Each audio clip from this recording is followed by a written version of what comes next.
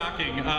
Ladies and gentlemen, this is the panel of Paul. I would like to introduce your director. You may have heard of the film Superbad. He directed it. It's Greg Motolla.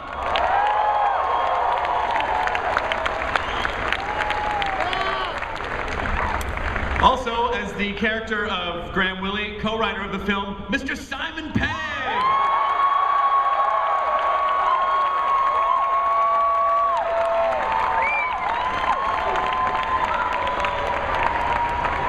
The other co-writer of the film, as Clive Gollings, Mr. Nick Frost is here as well.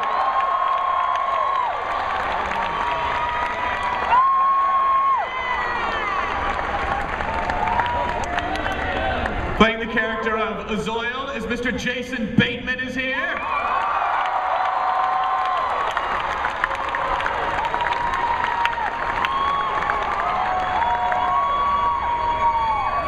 As the character of Haggard is Mr. Bill Hader. Yeah, I love that guy, man. Hey, bro. All right, guys, you ready for your next? What are you throwing out? You ready for next? Ladies and gentlemen, Miss Sigourney Weaver. Oh, shit. Yeah.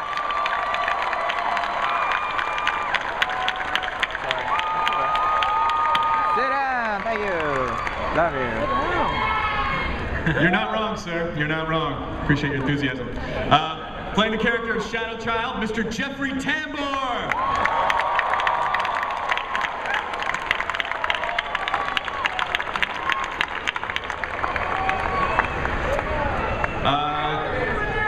The next actor plays the character of Riley. I've known him for many years. Maybe you've heard of The State, Mr. Joe Truglio.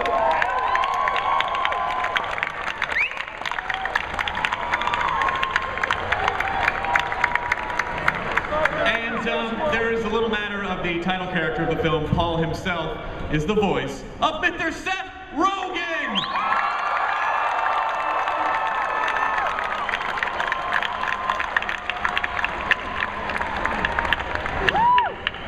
Guys, you're hot. You're hot. Seth, I don't know if you're aware of this. You're hot. You're hot. According to this lady right here. This is insane. I mean, I can't even believe I'm on the stage with all of these amazing performers. I just want to start with Simon and Nick. You know, where did the idea come from to do this film? Well, we were shooting a little film called Shaun of the Dead. Piece of awesomeness. I'm really glad you cheered then, because it would have been really embarrassing if you just... Cheap gag. Well, I just try to get some applause. We were shooting in the garden. We were doing the scene in Shaun of the Dead when we're throwing records at zombies, and the weather was so bad, the weather was so erratic that Naira Park, our producer, said, can't we shoot something somewhere that's sunny the whole time? And so Nick and I just spitballed this idea of an alien, and there was a desert, and there was this and that. And then 7 years later, here we are.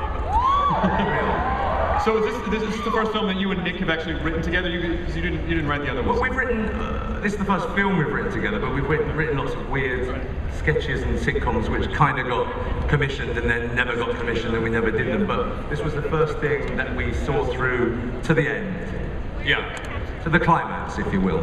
Now, something that I was reading in the 900-page press kit was that you guys actually, you took a trip across the United States just to see what was out there, you know, when you were preparing for the film. So what was that trip like? Yeah, we did. We did a road trip.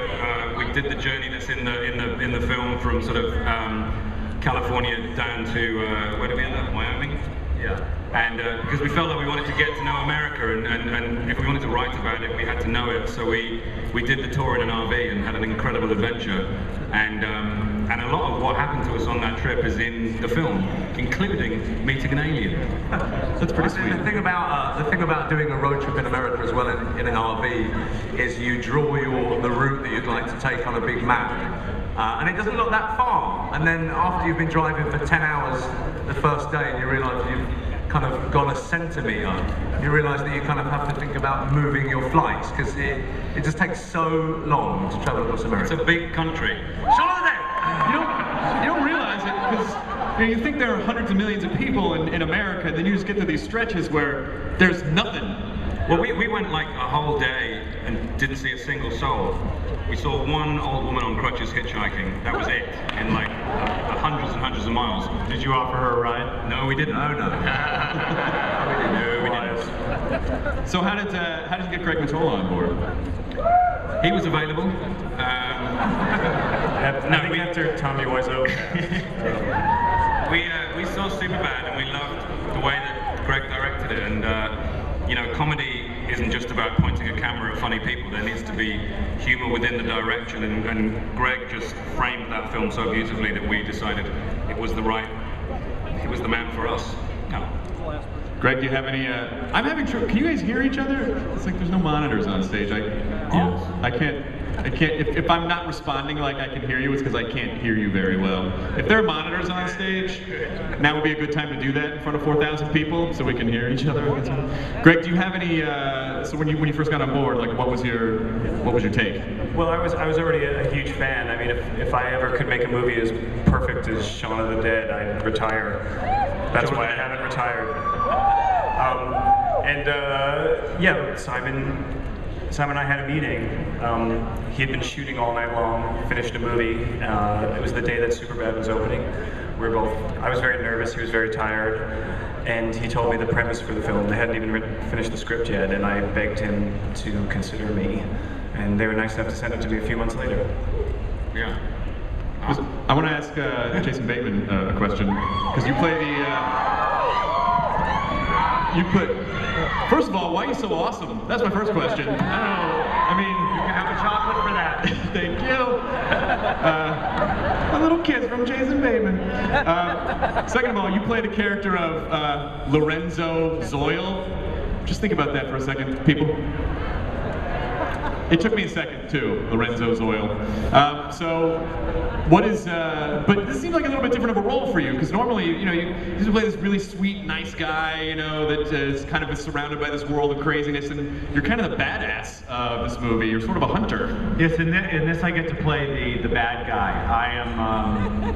I don't know how much we're allowed to say about this movie of ours, Paul. Nothing. Not much up until Paul dies at the end. You can't say anything. What? Yeah, dead. No. I play the bad guy. I play the guy in Hot Pursuit. If anybody here liked Midnight Run, I basically play Yaphet Kotto minus about 100 pounds and lighter skin. I love about it. Yeah. And then Bill Hader, you and the Truglio are sort of the backup guys to Zoil. Yeah, we're kind of like Peter Coyote and E.T., except not just the crotch and the keys. You get to see our whole face and stuff, which is good.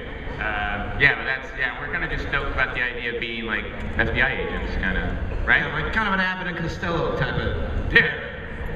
It's just me playing a long line of bad authority figures in Greg Motolla movies. Does Greg let you guys improvise a lot, or is he like, no, stick to the script or I will break you?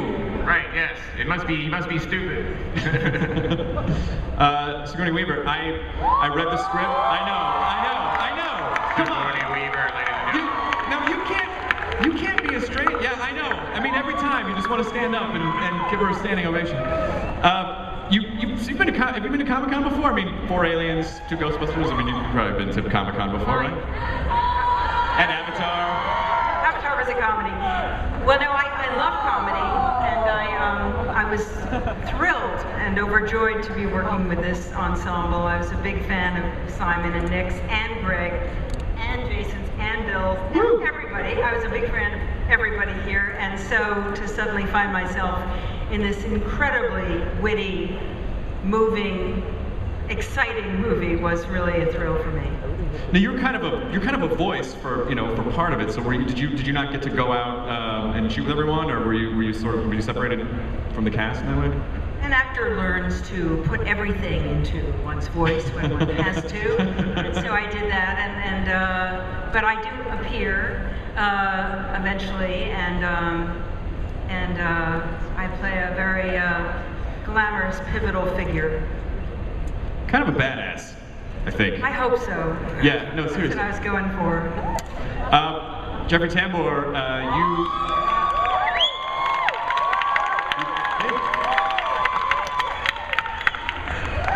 You know, honestly, if I just had any one of you, this would be an insane panel. But the entire matrix of all of you together is mind-blowing. You play, it's Shadow Child, right?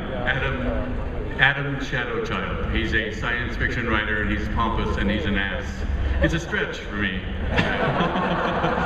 to play this role. So how long did you get to work on the film? Did you actually? In the trailer that I saw, I actually saw it was the exterior of Comic-Con that you guys shot at, right? Yeah, right. So it really is like part of it takes place at the con. Well, So when I was at Comic-Con many years ago with Max Headroom. And so, but it's changed now. What was your question? Why are you so awesome I haven't as well? heard anything. I haven't been able to hear anything for 20 minutes. I've just been smiling here. This is anyhow. Go ahead. I know I can't. Like every fourth word I'm hearing. So if I answer something weird, it's because I'm constructing this weird narrative around what you guys are saying. We went on the set of in the set in Albuquerque, and we did sort of an homage to Comic-Con. But I think these people are great, and I think this movie does them proud because we're your big fans. So, what I heard was, I rode tiny people and horses in Albuquerque. That's all I heard from what I'm That's saying. exactly what I said. Seth Rogen, you play Paul. You're Paul. You're the guy that the film is named after. So, what was it? What was it? Because you're CG character in the movie. So you must have had to act in that. I call it a CG-otard, that green suit. Is that what you had to act in the movie? I studied with Andy Serkis for years, and a little bit of Doug Jones, just for good measure. I was asked by Motolla to look at the movie, and I was thrilled by how funny it was and the group of people in it, and then I was told I'd be wearing a spandex costume for a week with sensors all over my body, and I would be turned into an alien, and it was an alien who did disgusting, horrible things that I find hilarious. So I was excited to get to take this technology that many very smart people have spent a very long time developing and pretend to jack off with it, basically. Yeah. That's funny. So what I'd love to do is, just because I want to make sure there's enough time for the fans to ask questions, Simon and Nick, you guys want to introduce a kind of a sizzle reel from the film? Yeah. I mean, if you guys want to see a sizzle reel from the movie Paul, then it's entirely up to you. You're about to see 3 minutes and 30 seconds of Paul, and it's a thing we cut together specially for Comic-Con for you guys. Paul himself, you're going to see Paul. He's about 99, maybe 95% complete. He's obviously quite a sophisticated effect, so we're going to be working on him until next year, really. But we wanted something to show you, and I think you're going to like it. Nick, have you got anything to say? It's our love letter to all of you, really. So we hope you enjoy it, and without further ado, let's see Paul.